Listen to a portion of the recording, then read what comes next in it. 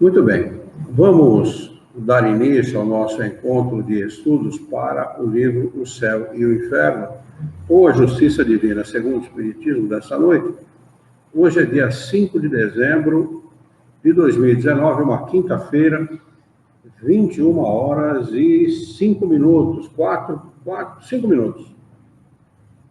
25 graus na cidade de Jaú. Nós estamos transmitindo esse nosso encontro de estudos diretamente da Associação Jauense de Estudos Espíritas, localizada na cidade de Jaú, estado de São Paulo, Brasil. Estão conosco pelo YouTube a Bernadette Vangili e a Daniele Buoso, e pelo Facebook a Sueli Toninho, o José Domingo Centurion, a Raquel Poloniato e a Juliana Vidal, isso mesmo. Todos desejando uma boa noite. Nós estamos estudando do referido livro o capítulo, a segunda parte, capítulo 1 da segunda parte, a transição. Esse capítulo vai descrever para nós o momento da nossa morte, da nossa transição, da saída do mundo dos encarnados, daqueles que têm corpo físico, para o mundo dos desencarnados, ou seja, daqueles que não têm corpo físico. Todos nós somos espíritos, com a diferença de alguns estarem encarnados, ou seja, com corpo físico, e outros estarem desencarnados, ou seja, sem corpo físico. E nem a religião, nem a ciência tratam deste assunto. A religião para exatamente no momento da morte, a ciência no momento do nascimento, e a ciência para no momento do nosso desencarne, da nossa morte. Portanto, somente o Espiritismo é capaz de estudar e de esclarecer racionalmente, porque fez pesquisas para isso, o momento dessa passagem. E vai acontecer para todos nós. Quer nós queiramos ou não, aceitemos ou não, este momento ele é inexorável, infalível. A Ana Maria Aparecida está conosco. Bem-vinda, Ana Maria. E nós estamos no parágrafo de número 6. É logo no começo do capítulo, para quem quiser abrir o livro. O livro é O Céu e o Inferno, ou a Justiça Divina segundo o Espiritismo. O capítulo é o de número 1, a transição. A página que nós estamos aqui, da LAC, nosso exemplar é uma tradução da LAC, editora LAC, a página de número 145. Portanto, quem quiser abrir por aí, o parágrafo é o de número 6. Capítulo 1. Capítulo 1 do livro. Melhor. É o capítulo 1 a transição. Desculpa. A segunda parte, é isso que eu queria lembrar, isso mesmo. Segunda parte do livro. Capítulo 1, parágrafo de número 6. Tá bem? Para quem quiser acompanhar. Então, ele vai dizer aqui, nesse parágrafo, o seguinte. Você falou alguma coisa, Alana, para eu entender? Não, é que foi 145, 147 na página. Tá, para você está 147? É isso. Bom, para o Orlando está 147, no meu está 145. O meu exemplar é um pouco mais antigo. O de vocês é um pouco mais novo, né? Então, ou 145 ou 147 no livro de vocês aí.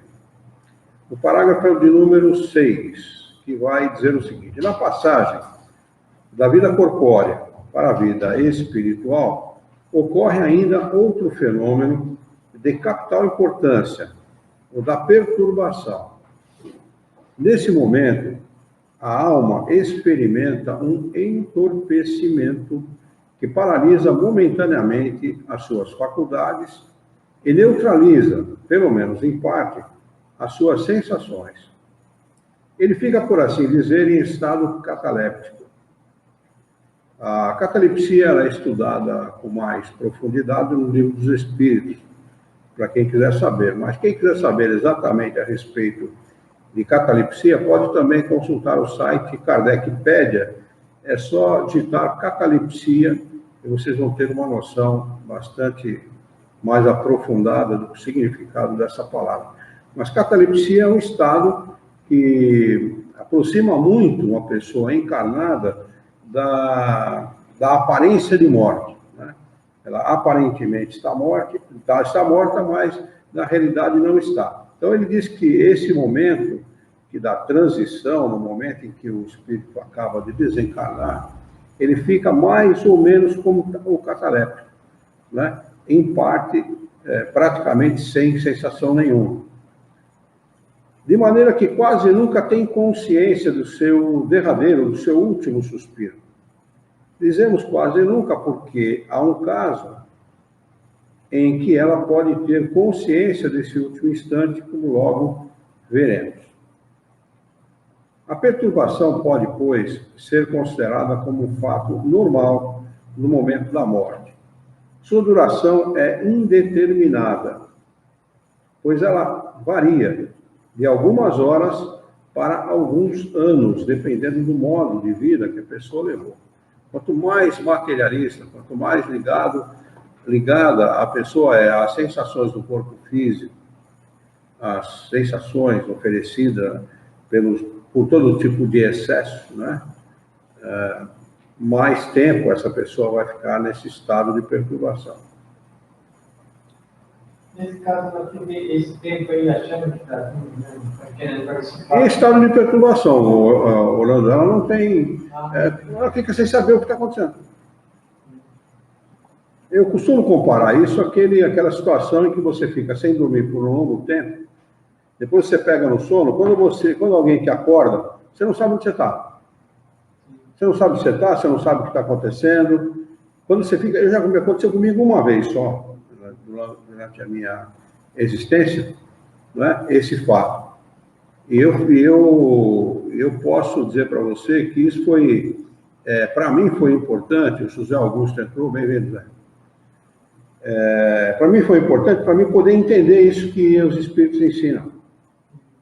Porque é muito interessante, não sei se você já passou por isso. Eu viajei junto com um caminhoneiro durante uma semana praticamente, 4 dias mais ou menos, e na primeira noite ele me colocou para dormir dentro de um carro. Esse caminhoneiro dormiu na bolé, ele estava dirigindo o dia inteiro, eu não vou reclamar disso, é evidente. Até porque o caminhão era dele, né? Não era meu. Na bolé tem cama, tem tudo, né? Aí o sujeito dorme bem. Na segunda noite a mesma coisa. E eu não durmo sentado, não durmo de jeito nenhum, nunca dormi. Minha natureza, eu nunca dormi. E principalmente com a luz da cara. E quando ele me colocou para dormir dentro dos carros, o posto tinha a luz acesa do pátio, e justamente uma luz em cima do carro onde eu estava dormindo. Quer dizer, não tinha como dormir, né? Então eu passei 2 noites praticamente em claro, e sem descansar quase nada. Dá aquela cochilada, mas coisa de segundos, você volta a ficar acordado novamente. Então, no terceiro dia, ou melhor, no 4º dia, 3 noites eu passei assim. No 4º dia, nós íamos voltando para Jaú. Já morava aqui nessa época. Nós íamos voltando. Então, paramos num posto, eram umas 1h30 da manhã, aproximadamente, 1h da manhã. Ele parou num posto, em Campo Mourão, e falou: olha, faz o seguinte, eu vou dormir na rede. Acho que ele ficou com dó de mim. Eu não reclamei, eu não reclamei, mas acho que ele ficou com dó e falou assim: faz o seguinte, dorme na bolé, que eu vou dormir na rede. Ele dormiu em qualquer lugar, esse cara, viu? Olha, rapaz, coisa mais interessante. É que nem minha filha. Minha filha mais velha é a mesma coisa. A Juliana, se você der uma cadeira para ela, pode ser uma cadeira de madeira mesmo. Ela dorme sentada. É impressionante. Eu não durmo, não tem jeito. Se eu não estiver deitado num lugar que eu me sinta seguro, eu não durmo. É impressionante. Aí ele ficou com dó e falou: você dorme na bolé que eu vou dormir na rede. Eu falei: tá bom. E deitei. Bom, imagine, 3 dias sem pregar os olhos. Você imagina. Ainda me botou para dirigir a carreta. Eu nunca tinha dirigido carreta na minha vida. A minha carta não é para dirigir carreta. Ele me botou para dirigir a carreta. Eu dirigi quase um meio-dia a carreta para ele. E ele botou os pés em cima do motor e a cabeça para fora e dormiu, roncava.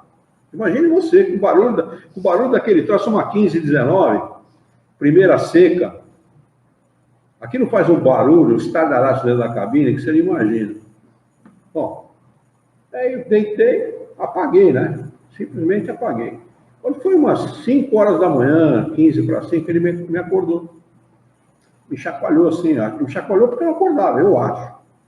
Quando ele me chacoalhou para acordar, eu acordei, eu não sabia onde eu estava e o que eu estava fazendo. Simplesmente isso. Eu dormi o quê? Bom, eu dormi profundamente. Mas dormi o quê? 1h30, 2h30, 3h30, 4h30, 3h30 de sono, não chegou a 4 horas de sono, né? Depois de 3 dias sem dormir. Então, acordei totalmente, assim, nesse estado de perturbação, que eu imagino que se aproxime bem dessa situação, ou mais ou menos parecido com essa situação que ensina no Espírito, né? Eu não sabia onde eu estava, o que eu estava fazendo, o que estava acontecendo, eu precisei dar um tempo, para depois tomar pé da situação. É claro que depois de alguns segundos eu tomei pé da situação, aí eu lembrei do que estava acontecendo. Nesse estado encarnado, né? E o espírito fica desencarnado. Então, mas o espírito, ele deve ser muito próximo dessa situação minha, porque o espírito está deixando a carne. Ele está deixando o corpo físico. Ele voltou e ficou meio perdido. Fiquei meio perdido. Não recobrava a consciência. Quer dizer, a consciência de que eu estava ali naquele momento vendo o Ramon, que era o caminhoneiro, tudo bem, não tem problema, mas eu não fiquei meio perdido na situação em si, não sabia o que eu estava fazendo, não sabia onde eu estava. Vai perguntar alguma coisa? Então, eu acredito que deve ser alguma situação muito semelhante a essa. É claro que é muito próprio do momento da separação do corpo e do espírito, né? Tem mais coisas nesse meio aí que não deve pertencer a essa situação. Não é tão simples assim, entendeu? Mas essa perturbação ela pode ser mais profunda e demorar mais, muito em relação com o tipo de vida que a pessoa leva.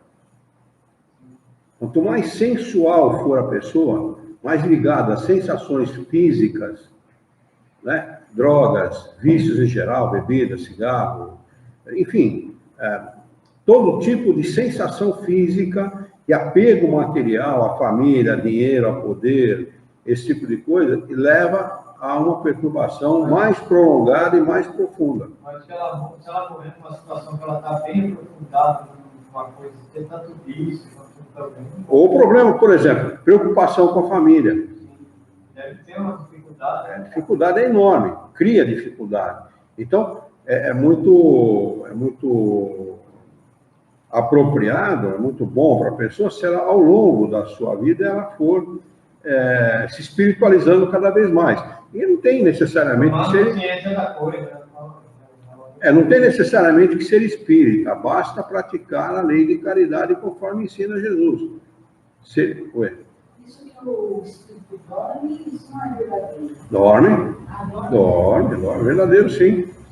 O espírito dorme porque, mesmo desencarnado, ele tem, o Paulo Gomes Meurer, está conosco, bem-vindo, Paulo. O espírito dorme porque nós, quando dormimos, encarnados quando dormimos, a gente é uma espécie de magnetização do corpo físico. Tá? Então, você entra eu não sei se essa magnetização ela é espiritual ou propriamente física.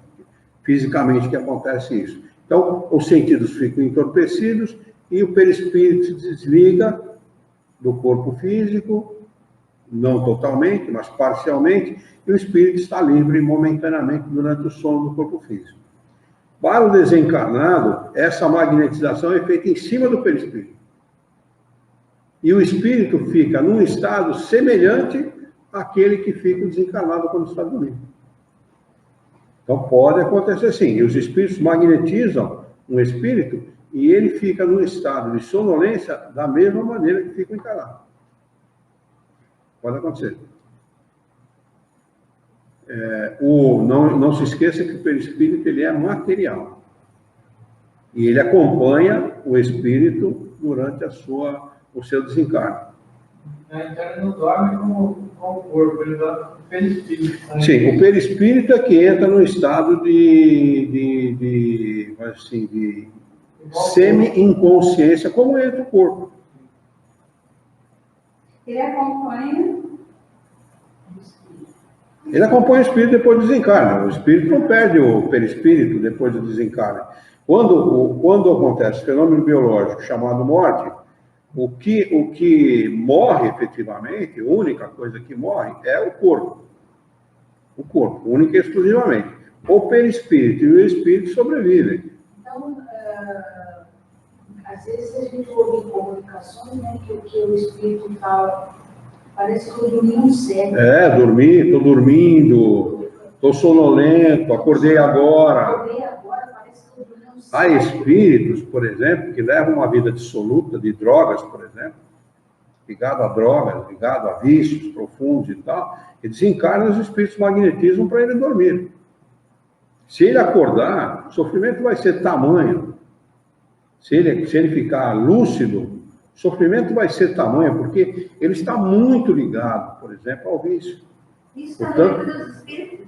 Hã? A gente já leu aqui, Como é que... A gente já leu essa parte do livro dos espíritos? Repete. A gente já leu essa... Não, ele fala disso na Revista Espírita, de 1866. Tá? A respeito do sono do espírito. Tá? Mas aí pra gente, né? É muito interessante, essa lição é muito interessante. Eu também não imaginava que o espírito dormia. Então, o fato é esse, quer dizer, o espírito, ele está tão ligado ao vício. Então, o vício, por exemplo, um alcoólatra inveterado, aquele cara que chega a tomar perfume se na falta de álcool, por exemplo, né? E tem o mesmo alcoólatra leve, mas que tenha muita sensibilidade, ele vai sentir tanta falta do álcool, tanta falta do cigarro, tanta falta da droga, né? Que ele tem que ficar por um período nesse estado de semiconsciência para não sentir muito a falta da droga, senão para ele o sofrimento seria muito. Como é que é? Provoca esse sono ruim? Os espíritos superiores, é claro. É claro, evidente, existem equipes especializadas em desencarnação. Equipes que ajudam os espíritos a se desligarem do corpo. São essas equipes que vão fazer o processo. Se um espírito ligar, porque eu muitas vezes eu conversei com o espírito Franco Antônio Santana Galvão, ele falou para mim, fulano está dormindo, ciclano está dormindo. E assim eu vi meu pai. Muitas vezes eu conversei com ele, eu ficava em dúvida, porque eu nunca perguntei tecnicamente como isso acontece. Né? Mas eu ficava em dúvida, pode? Né? A gente fica sempre na dúvida. E agora, depois de 42 anos na doutrina espírita, quando eu já tinha lido a revista espírita uma vez, agora eu estou estudando, tomo por tomo. Né? Agora eu pego a revista espírita e ele conta ali do sono magnético pelo qual... pelo qual, o sono magnético pelo qual passa o nobre russo. Nesse sono ele vê, olha que interessante, nesse sono desencarnado, ele vê, acho que 5 ou 6 encarnações passadas. Ele se vê em cada encarnação, depois da última encarnação que ele vê a si mesmo. Os espíritos mostrando para ele as diversas encarnações. Eu queria saber se meu pai estava bem, eles deixaram ele se eu tivesse não cheguei perto, mas me mostraram ele dormindo, sabe? É possível. É possível. Depois disso acabou tudo. Eu fiquei totalmente calma. É possível. Quer dizer, havia necessidade dessa situação. Eu parei de ter aqueles pensamentos horríveis, onde eu via coisas horríveis. Aliás, deve haver muitos espíritos nessa situação, que são levados a essa situação porque tem necessidade. Então, como a misericórdia de Deus é muito grande, é permitido que esses espíritos passem um tempo, talvez até reencarnar, viu, nessa situação. Porque saiu ficam nessa situação de semiconsciência até reencarnar, para ver se conseguem vencer esse problema que tem. Esse aí o camarada, vendo tudo que vivia, né? Ele ficou na terapia da dor, era aquela coisa, ele vivia muita coisa assim, né, lá, né? Então, acho que já sai tudo. Então, precisa mesmo de cuidado, né? Na realidade, o problema não é nem da dor em si, porque não. Se o espírito ele viveu um momento muito dolorido antes de desencarnar, de muita dor antes de desencarnar, isso para ele não é maléfico, é benéfico. Toda a dor que o espírito sente como encarnado é uma espécie de melhora. Isso vai reverter para ele uma melhora espiritual muito grande para ele. Ele está quitando débitos do passado, né? Então isso não é ruim. O problema é como o espírito encara essa dor, como o espírito encara esse sofrimento, ou por que ele está passando essa dor, ou de que maneira ele passou por essa dor. Se não passou resignado pela dor, complica para ele. Se ele não foi resignado, se ele não se resignou, se ele reclamava, e eu não vou dizer o que essa pessoa falou ao desencarnar, mas eu sei de uma pessoa que sofreu um acidente numa cidade próxima daqui, nem vou dizer o nome, porque pode ter gente assistindo aí ligada a essa pessoa, e eu não quero que a pessoa trazer memórias ruins a essa pessoa, mas isso faz uns 30 anos atrás, 25 ou 30 anos atrás. Essa pessoa bate o veículo na pista, bateu no trevo dessa cidade, bateu o veículo, não sei se é um caminhão ou com outro carro. Ele ficou preso nas ferragens, vivo, lúcido, falando, e o carro pegou fogo. O carro pegou fogo e não conseguiram tirar ele dentro do carro. E o carro ardeu com ele dentro. Ele xingava a Deus. Ele desencarnou xingando a Deus, xingando de palavrões terríveis. Então imagine como é o desencarne de um espírito desse. Sabe? É terrível, é complicado. Mas vamos lá, vamos seguir aqui, tocar o enterro? Falando em morte, vamos tocar o enterro. Vamos lá, a perturbação pode, pois, ser considerada como um fato normal no momento da morte. Sua duração é indeterminada, pois ela varia de algumas horas para alguns anos. À medida que ela se dissipa, a alma se sente na situação de um homem que acorda de um sono profundo. Olha, daí a comparação que eu faço, viu, Orlando? Tá vendo? Suas ideias são confusas, vagas e incertas no plural. A sua visão é como se ela estivesse, a alma, né, estivesse num nevoeiro. Pouco a pouco, a visão vai se esclarecendo e a memória se reaviva. Mas isso de acordo com as situações individuais, quer dizer, tem tudo a ver com o tipo de vida que a pessoa vive, com o pensamento dela, com o trabalho que ela realizou para melhorar a sua maneira de pensar e de viver, né? Tem tudo a ver com isso. Para uns, esse despertar é calmo e proporciona uma sensação deliciosa. Olha que interessante. Né? Na dependência da vida que o sujeito levou, esse despertar não tem nada de problemático, de sofrido, de doloroso, né? Ou de triste, é tranquilo, né? Ele diz, é calmo e proporciona uma sensação deliciosa. Sabe por que a sensação deliciosa? Não. Bom, por que do bem-estar? Não. Todo, qualquer espírito, independente da sua situação. Sim, exatamente isso. É a mesma coisa. Vocês já carregaram um pacotinho de 5 quilos de arroz por um longo tempo? Já? Tudo bem. Tá, você carrega. Aí a hora que você bota o pacotinho em cima da mesa, como é que você se sente? Nossa, que delícia. Que gostoso. Às vezes você nem fala, mas a sensação é ótima, né?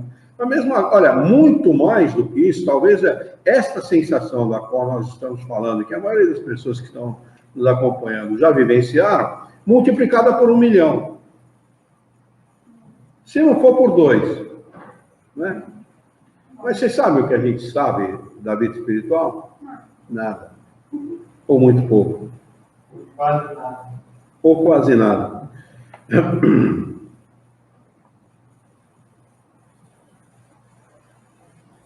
Para uns, esse despertar é calmo. Ah, tá. Mas para outros é bem diferente. Cheio de horror e angústia. Semelhante a horrível pesadelo.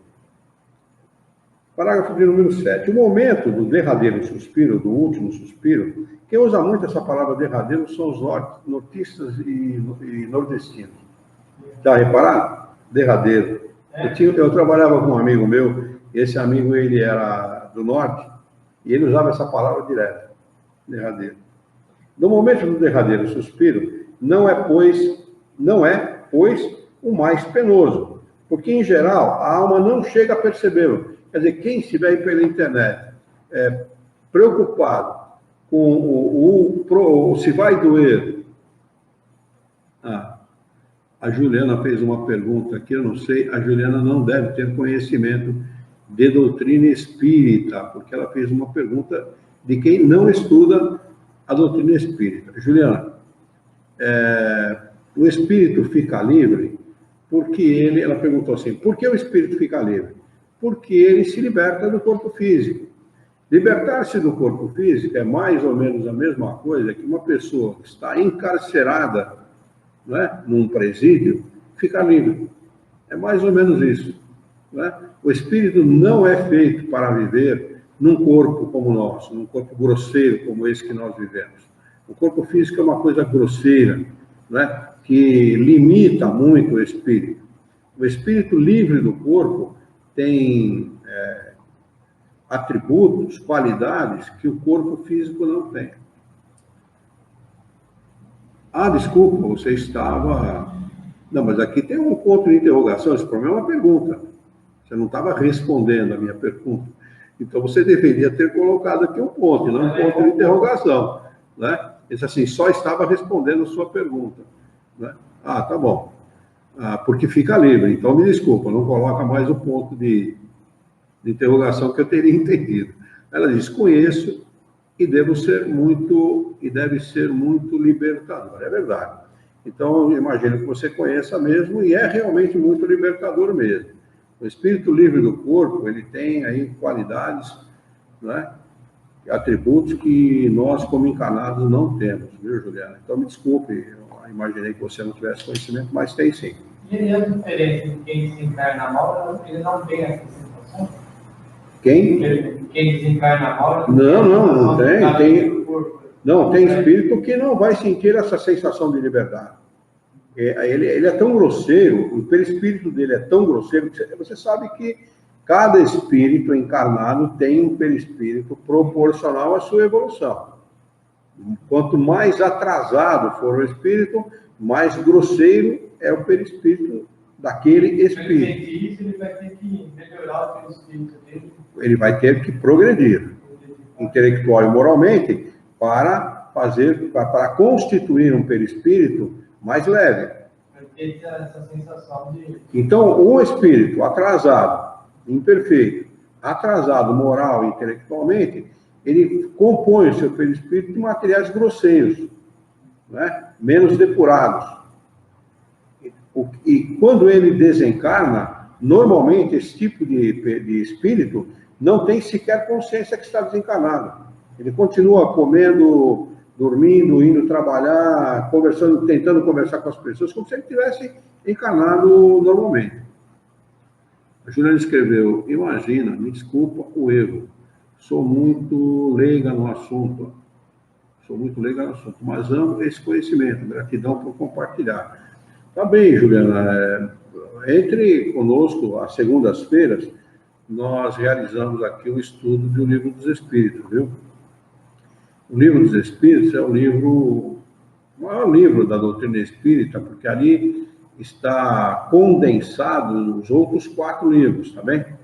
Todos os outros 4 livros que compõem a codificação de Kardec derivam do Livro dos Espíritos. Então, se você puder e quiser acompanhar as segundas-feiras, toda segunda-feira com início às 7h45, 19 horas e 45 minutos.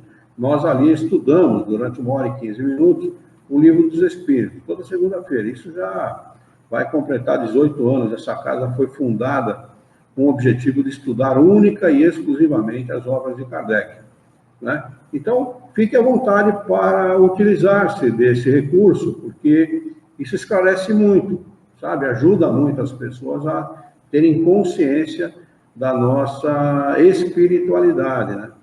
E isso é muito bom, isso traz muitas vantagens para a pessoa, porque a pessoa passa a saber quem é, de onde vem e para onde vai. Tá bem? Nós devemos ter mais 2 segundas-feiras de estudo, depois nós paramos o mês de janeiro inteiro e voltamos em fevereiro, retomamos o estudo do Livro dos Espíritos. O Livro dos Espíritos não para aqui na casa. Já vai para 18 anos que todos os anos nós estudamos este livro. Os outros livros, sim, começam e terminam, depois são retomados em outra oportunidade. Mas o Livro dos Espíritos, ele não para, ele é sequencial. Então, você pode aqui utilizar-se desse recurso e está convidado a você e todos que estão por aí. Ler não basta, viu, Juliana? Diz que já leu. É necessário estudar o Livro dos Espíritos, é muito mais do que ler. Ler, estudar é dar a devida atenção àquilo que se quer aprender. E ler não necessariamente é feito dessa forma, né? Então, você vai encontrar aí na nossa página do Facebook e também no YouTube, na nossa página do YouTube, todos os vídeos realizados de estudos realizados sobre o Livro dos Espíritos. Se você quiser ver esses vídeos, acompanhar, fique à vontade também. Ou então entrar de segunda-feira junto conosco, que vai ser um prazer. Viu? Vamos lá, então. A gente estava falando do espírito que tem perispírito grosseiro, né? Acho que eu falei tudo. Então, esse espírito normalmente não tem sequer consciência que está desencarnado. Imagine você o que significa para ele o desencarne, né?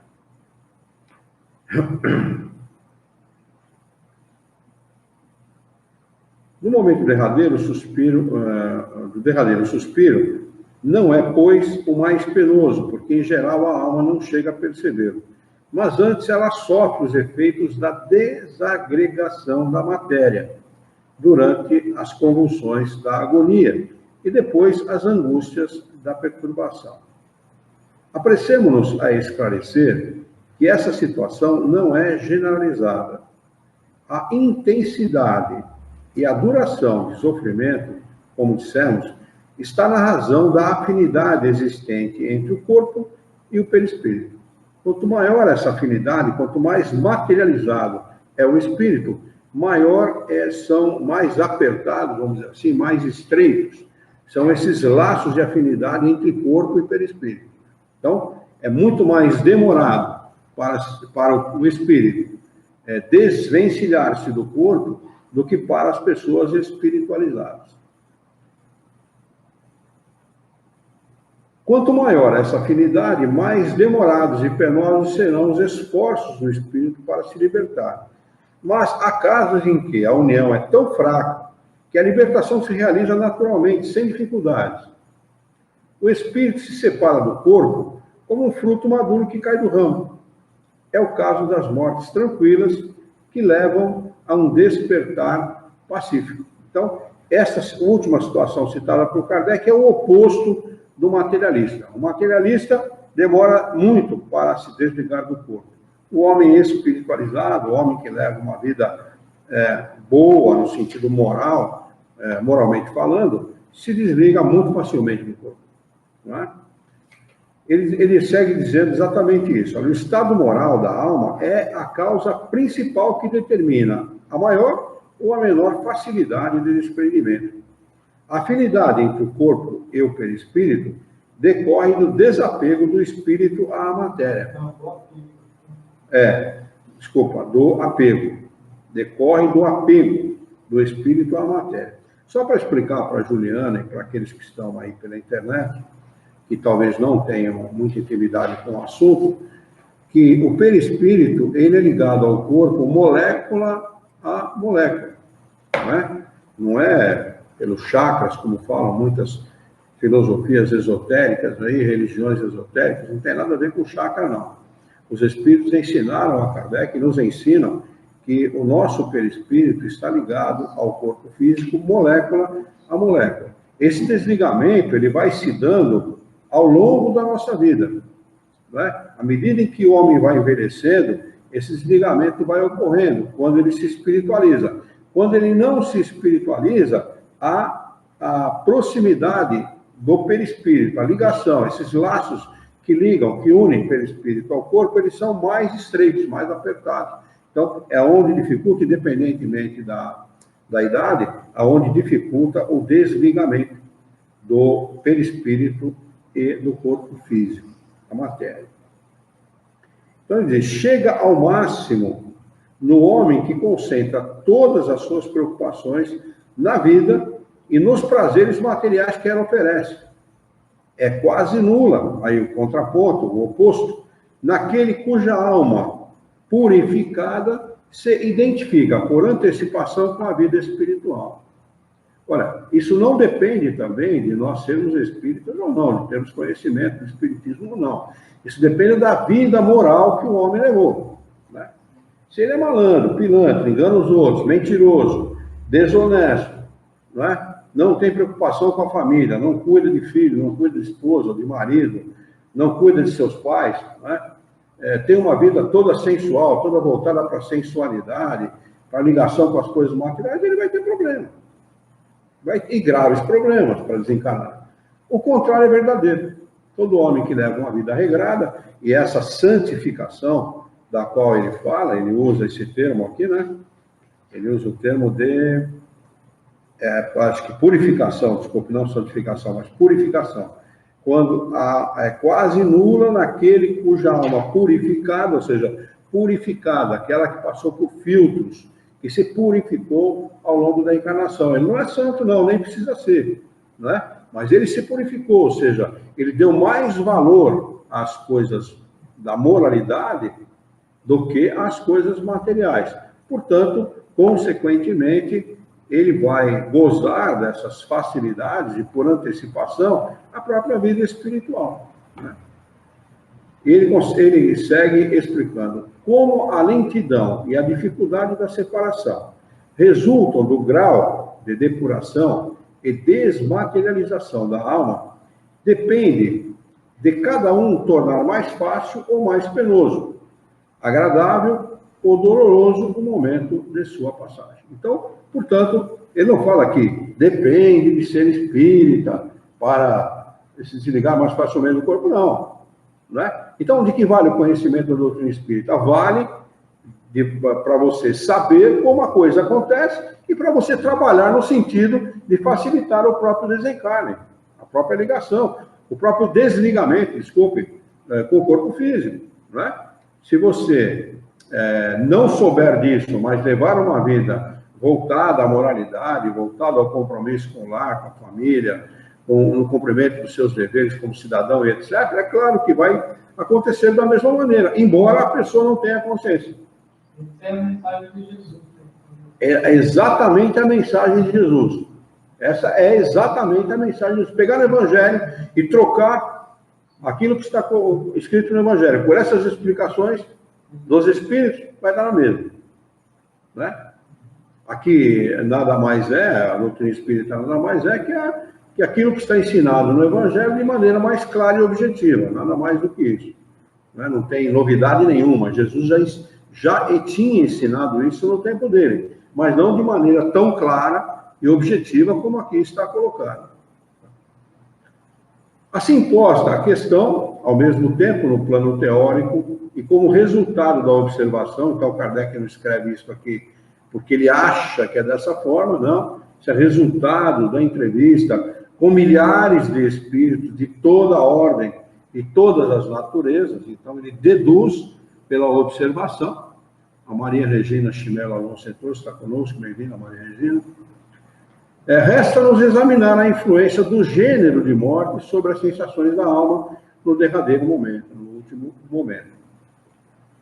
Na morte natural, ele vai examinar agora, primeiramente, a morte natural. Na morte natural, a que resulta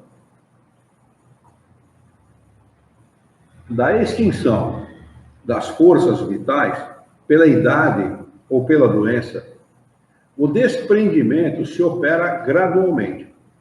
Então, esse desligamento ele não se dá no momento do desencarne, ele vai ocorrendo aos poucos, né? Gradualmente. No homem cuja alma se desmaterializou e cujos pensamentos se desprenderam da atração das coisas terrenas, o desprendimento quase que se completa antes da morte real. Olha que legal. Não é muito legal a gente saber disso e trabalhar nesse sentido? Eu não estou sendo aqui carola, não. Eu não sou religioso. Religião não me interessa. Aliás, religião para mim não serve para nada. Não serve para atrapalhar a vida dos outros. Né? O que interessa é o conhecimento. Né? É o conhecimento. Exatamente. Por que eu tenho que ser bom? Por que eu tenho que ser honesto? Se uma boa parte dos homens são desonestos. Por que eu tenho que ser bom se a maioria é cruel? Por que eu não posso ser violento se a maioria das pessoas são violentas? Então, é a mesma coisa que Jesus ensinou de maneira clara. Né? Não seja violento, não seja cruel, não seja desonesto, não seja isso, não seja aquilo, para que você tenha esse tipo de desencarne. Quer coisa melhor do que essa? Né? Então, você não vai trabalhar porque você tem medo do Criador. Aliás, o Criador não é digno de medo, ele é digno de respeito.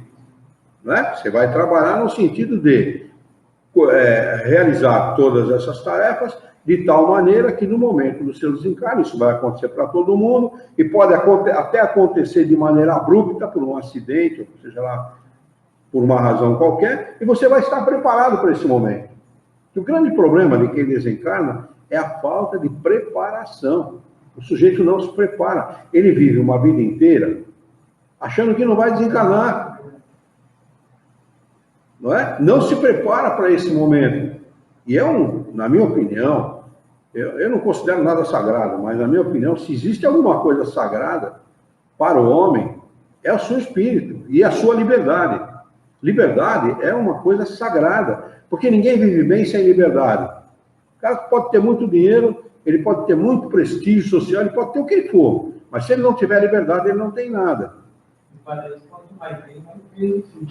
Exatamente. Né? Então, o sujeito desencarna e não tem liberdade nenhuma.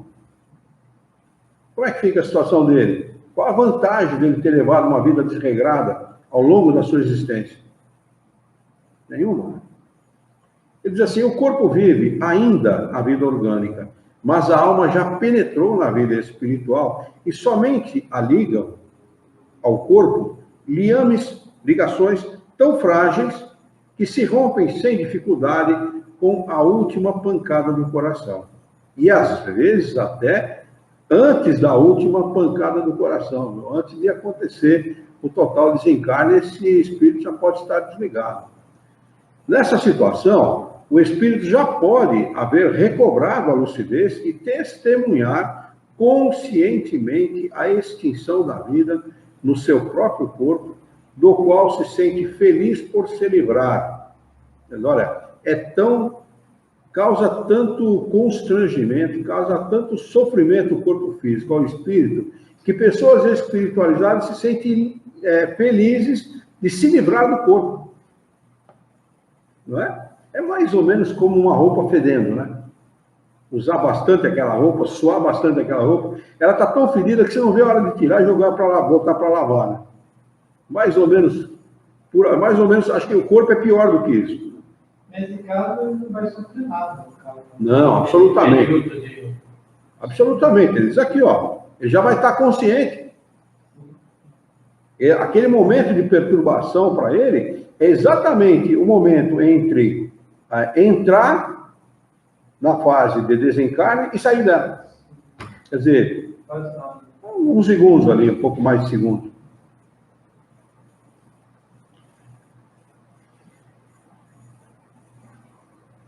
Nessa situação, nós já lemos aqui, né? Para ele, quase não existe perturbação. Quase. É isso que nós falamos. Esse período rápido, né? Esse não é mais do que um momento de sono tranquilo, do qual ele acorda com uma indizível sensação de felicidade e de esperança. No homem material e sensual, que viveu mais para o corpo do que para as coisas espirituais, para quem a vida espiritual nada era, e olha que tem de gente nessa situação, nesse mundo, é uma enormidade, impressionante, como as pessoas não dão a menor importância, né, para as coisas espirituais, para os bens espirituais, né?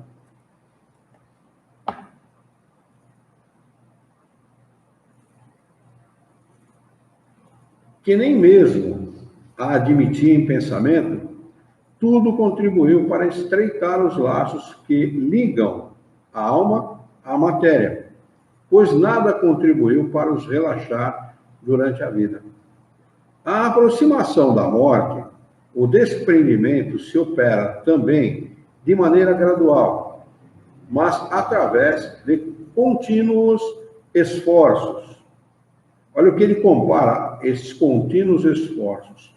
As convulsões da agonia revelam a luta que o espírito sustenta, tentando às vezes romper os laços que o seguram e de outras vezes apegando-se ao corpo, do qual uma força irresistível o vai arrancando com violência, mas parte a parte.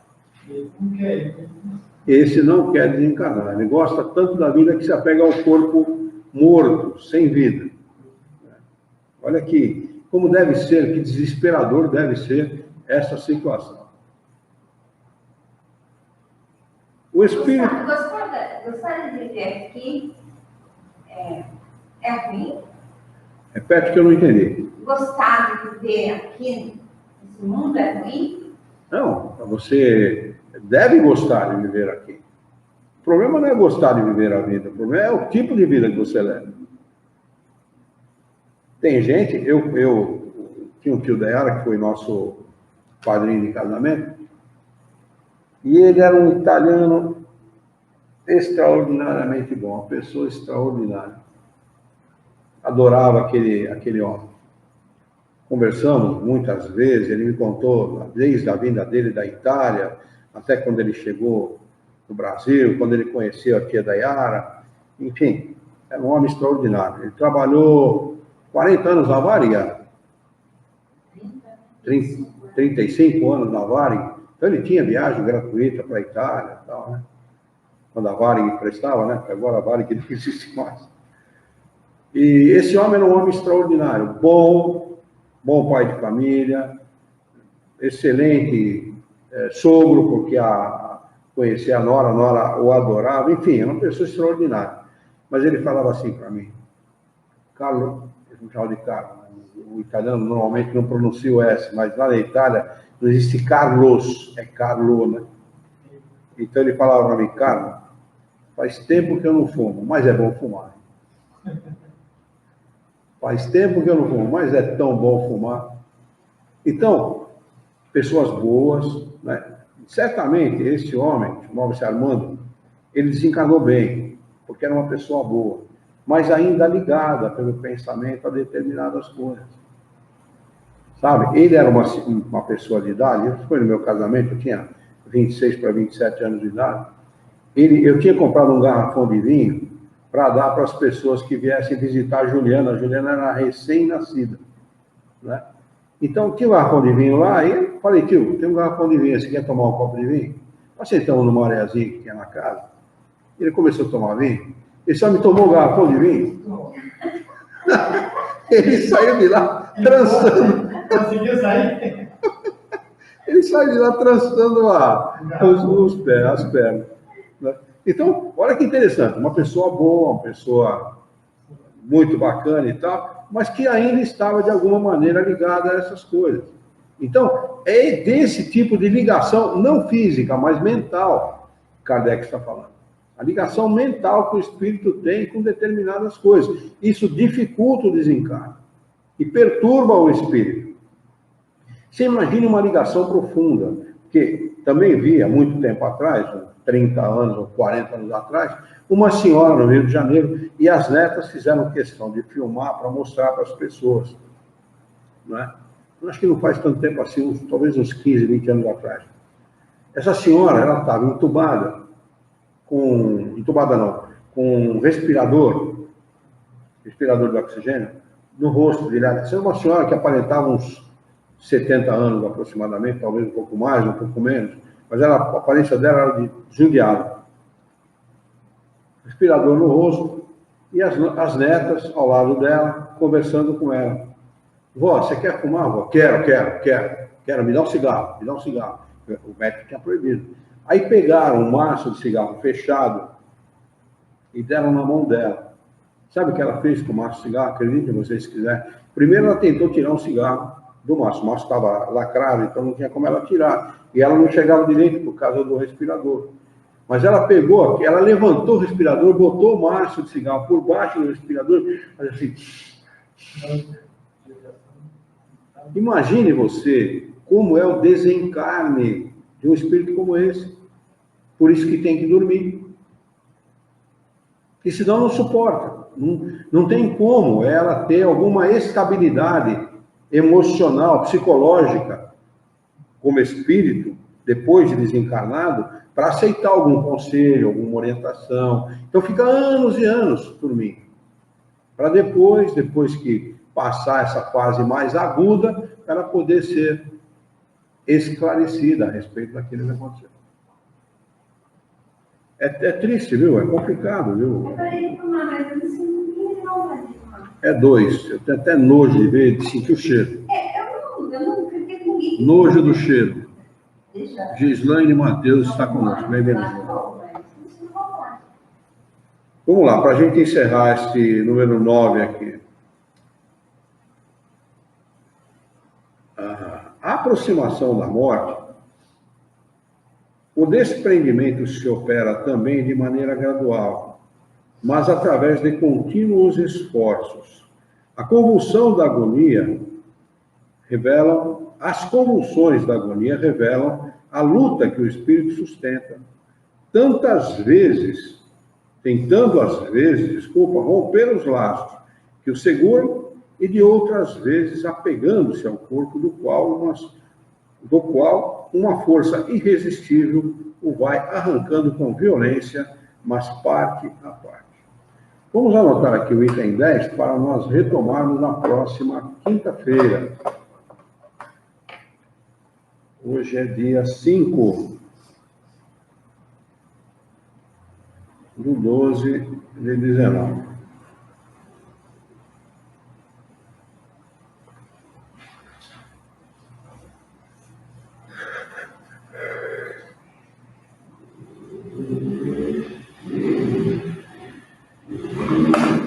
Passando esse estudo que ele está realizando aqui, da transição, no momento da nossa saída do corpo físico para a vida espiritual, ele vai entrar nas entrevistas dos espíritos felizes.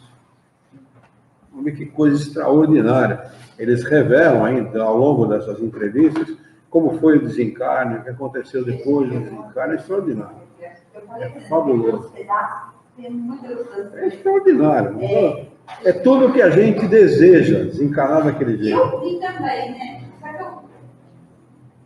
que o senhor tinha passado bem breve, né? Todos eles, né? Aí, a hora que eu fui transformar o celular, subiu tudo. Não deixa eu pegar isso, passa de novo. Pra eu colocar na pasta do.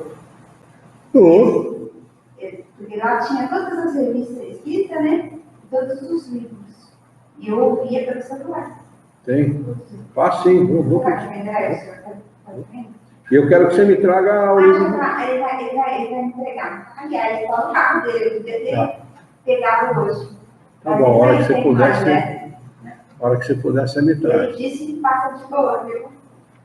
Pegar e vai qualquer lugar. O que a Berna escreveu aqui. Ser livre do corpo é maravilhoso. Kardec nos fala tão bem que já me imagino viajando.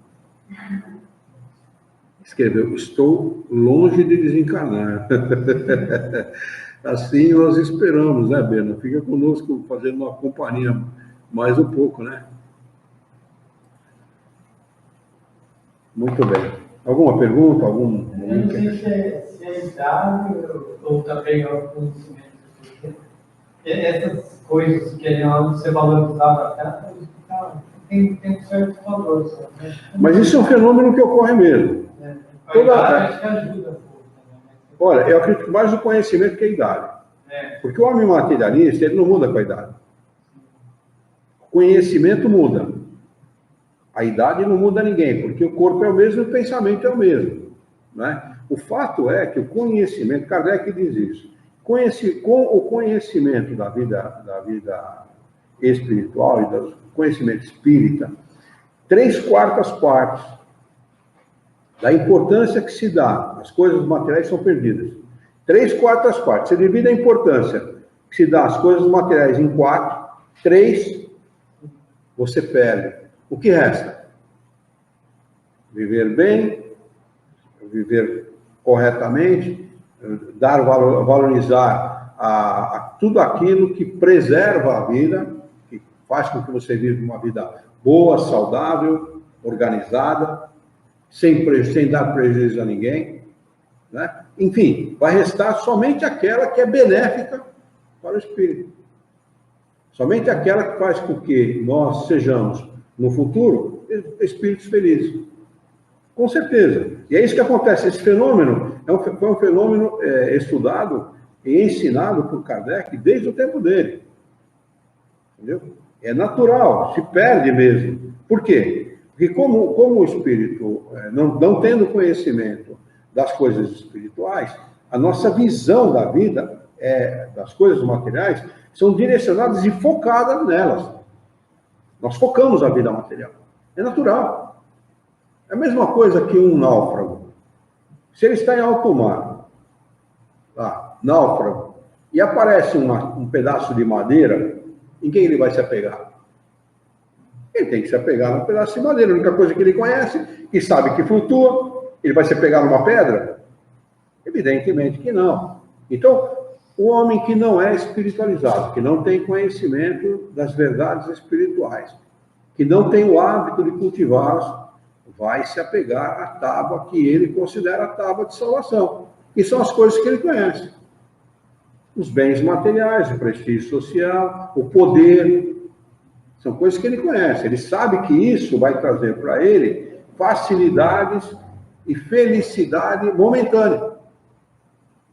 Como ele desconhece a vida espiritual, ele não sabe, ou talvez não queira saber, depois de adquiri-las, o quanto de prejuízo o seu espírito está recebendo. Mas conhecendo-as, você muda, o seu foco deixa de ser isso para ser a vida espiritual. Você vai na direção certa. Você dá o rumo certo para o seu GPS. Você tinha colocado um endereço, você passa a colocar outro endereço, que é o mais favorável ao espírito e não ao corpo físico. Porque você passa a entender que a vida aqui é momentânea, que a vida aqui é transitória, que a vida aqui é passageira, é fugaz, bastante fugaz. Né? A velocidade com a qual a vida passa aqui na matéria mostra para o homem que ele precisa se preocupar com o que vai acontecer depois. Para aqueles que não acreditam em nada, para os ateus, que são minoria, não vai acontecer absolutamente nada. Morre o corpo físico, acaba tudo. Para aqueles que se interessam pelas coisas espirituais, eles sabem que alguma coisa sobrevive.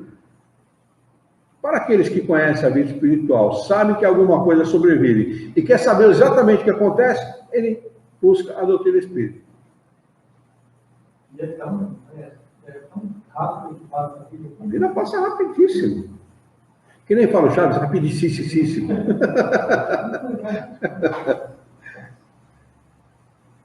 O senhor lembra da Dona Ruth lá do Vergaduz?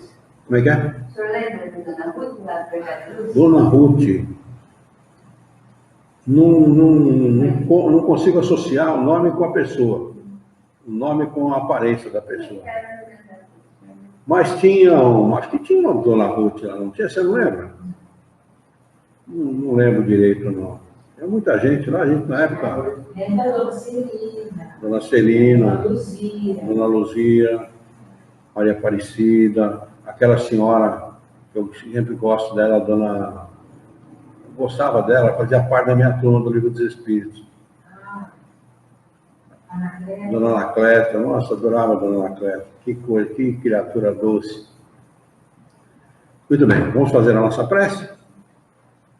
Vamos então, elevando o nosso pensamento, mentalizando a figura excelsa e amiga de Jesus, nosso mestre, nosso modelo e guia da humanidade, e juntos com Jesus nos dirigir ao Criador, ao Senhor da vida, fonte inesgotável de paz, de amor, de bondade, de misericórdia e justiça, para agradecê-lo muito pela oportunidade de aqui estarmos reunidos em seu nome, para discutirmos as questões propostas pelos estudos de hoje.